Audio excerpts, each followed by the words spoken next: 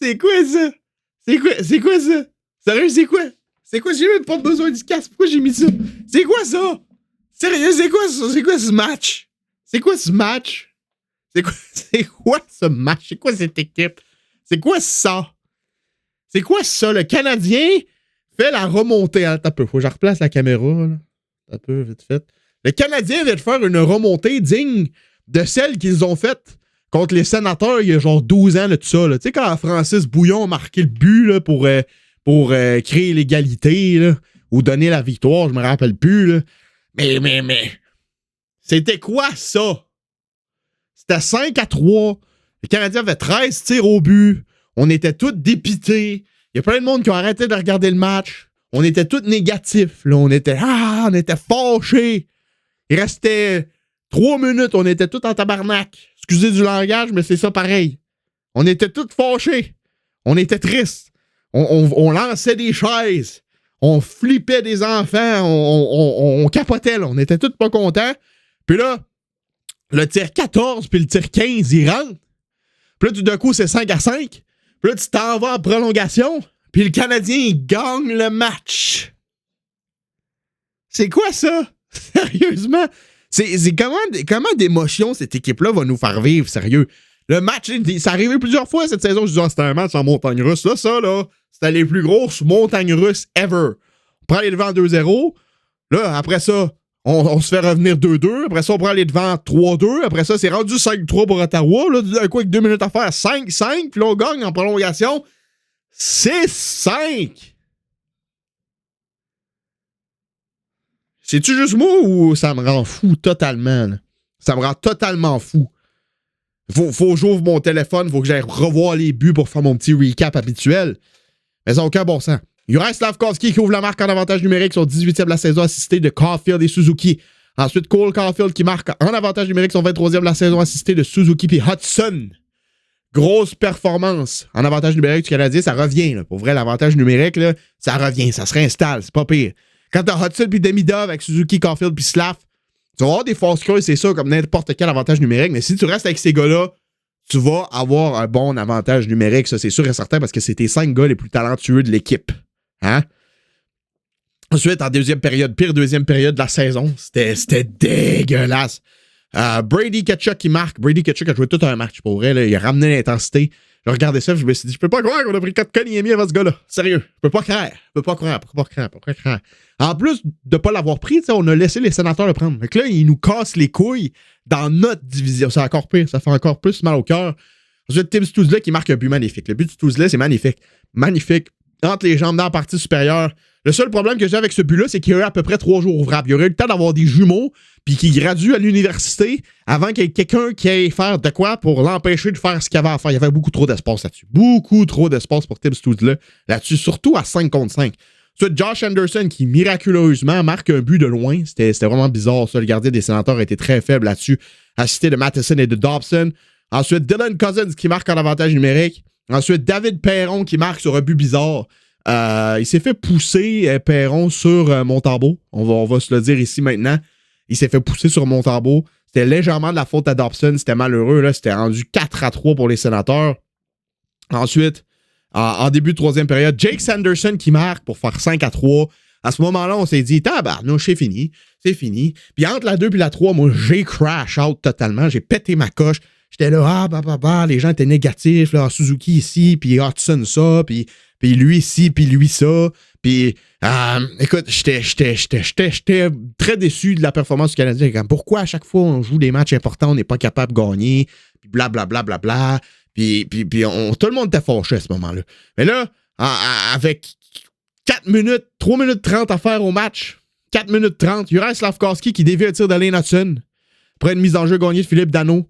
Son 19e de la saison à Juraj Slafkovský. Excusez-moi, son 19e but de la saison à Juraj Slafkovský. Je vais pas couper ça, c'est du uncut les après-matchs. Je le laisse. Appréciez le hatchoum. Écrivez à vos souhaits dans les commentaires pour ceux qui se sont rendus jusque-là dans la vidéo. Juraj Slafkovský qui fait une belle déviation du tir de Hudson.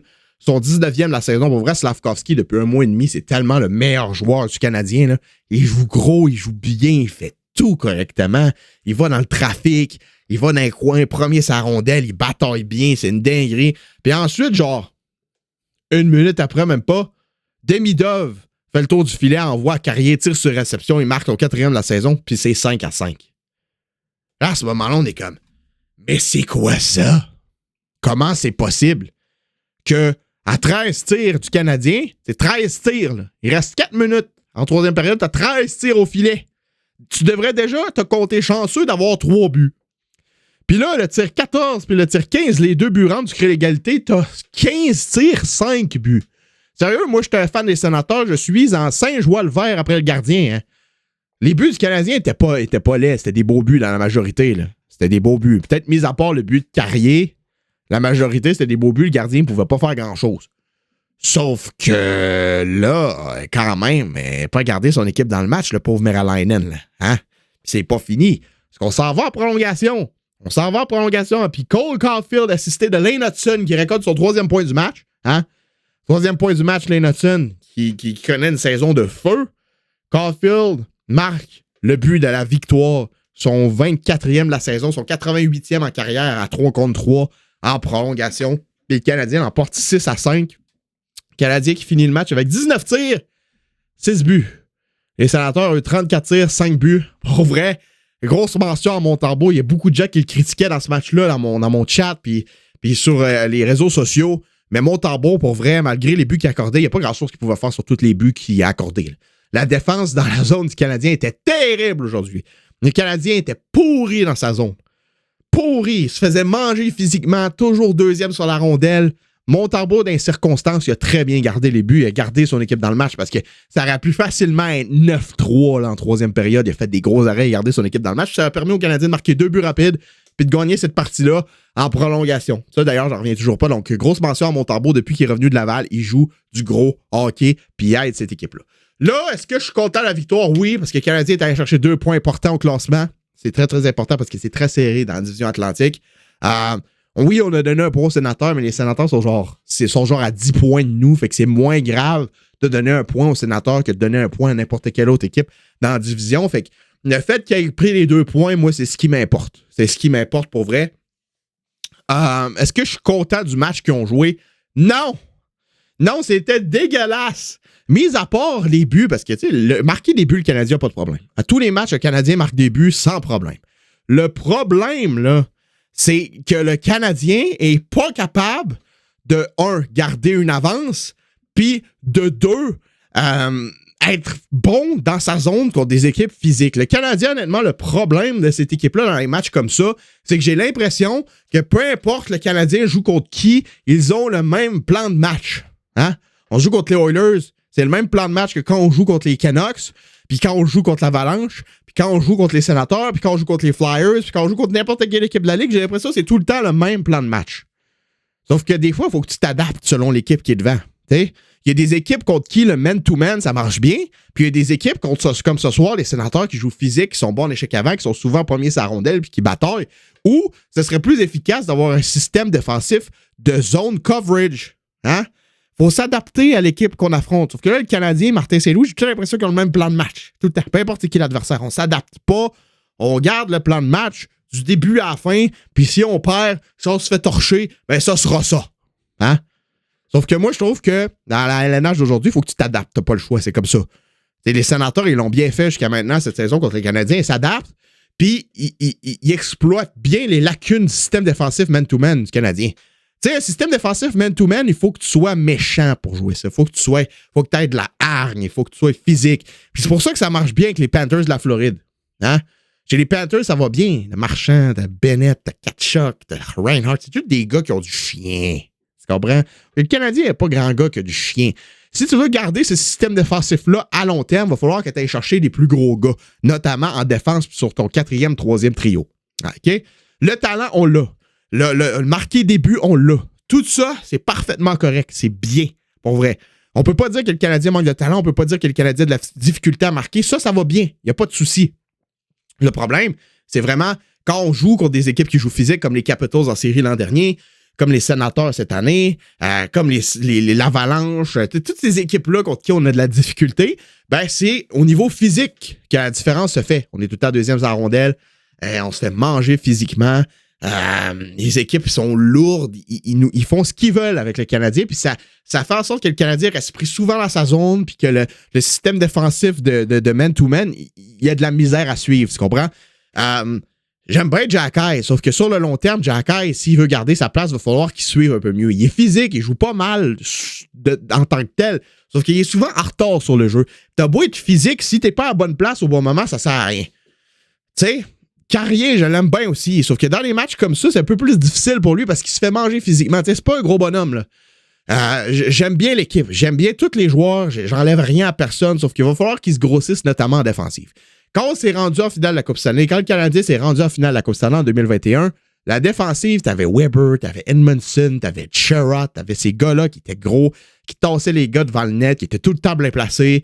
T'avais peur de jouer contre eux autres. T'avais peur d'aller dans les coins quand c'était eux autres qui étaient sa glace. C'est ça qui manque. Tu sais, moi, aujourd'hui, j'échange Jacky Carrier avec volontiers pour Edmondson puis Sherratt. Pas parce que Edmondson puis Sherratt sont meilleurs que Jacky puis Carrier en tel, mais parce que dans un match comme ça, je pense qu'il aurait été plus utile. Je pense que les Sénateurs auraient moins mangé le Canadien physiquement. Les Canadiens auraient moins encaissé de tirs. Les Canadiens auraient été plus capables de suivre à 5 contre 5 avec des gars comme ça. Comme le move de retirer Samuel Blais de l'alignement, je ne l'ai pas compris. Je n'ai pas compris. Parce que Evans était de retour. Moi, je pensais qu'il allait enlever Veleno. Surtout du fait qu'on jouait contre les Sénateurs. Puis les Sénateurs, c'est une équipe qu'on sait qui est physique. Blais, c'est un joueur qui joue physique, qui joue gros, qui a du chien, qui va dans un coin, qui plaque, qui dérange. Puis dans un match contre Ottawa, je trouvais que c'était parfait. Non, on a enlevé Blais, mais on a mis Veleno. Veleno, ça peut faire le travail quand t'es mal pris pour gagner des mises en jeu, etc. Mais dans un match comme ça, il a servi à rien, Veleno. Il servait à rien d'autre que de se faire manger physiquement quand il était sur la glace. Moi, j'aurais pris un Samuel Blais 100% avant un Veleno. Puis j'aurais pris un gars comme Florian Jacky avant un Gallagher, par exemple.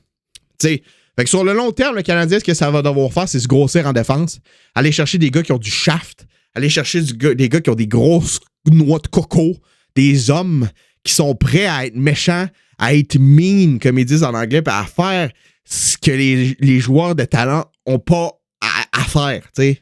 Faut falloir aller chercher des gars comme ça, des gars qui ramènent d'énergie, des gars qui peuvent shifter le momentum. Tu sais, j'aime bien Evans, j'aime bien Dano, j'aime bien Gallagher, j'aime bien tous ces gars-là, Texier, etc. Mais sur le long terme, si on veut se rendre loin en série surtout, puis si on veut être bon contre toutes les équipes, même s'ils sont grosses, ben il va falloir aller chercher des gars comme ça.